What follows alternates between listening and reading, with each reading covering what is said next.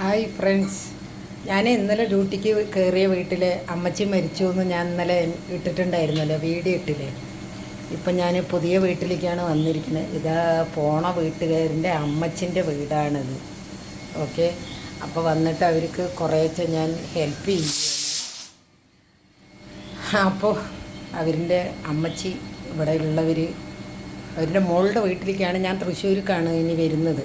Okay, അപ്പോൾ ആ ചേച്ചി ചിക്കൻ കറി വയ്ക്കുന്നു.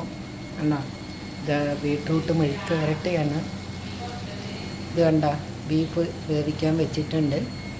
ഇനി ഇതാ കോവയ്ക്ക തോരൻ വയ്ക്കാനാണ് വെച്ചിരിക്കുന്നത്. അപ്പോൾ ഇന്ന് മുതൽ ഞാനിനി കുക്കിംഗ് അടുത്തത്.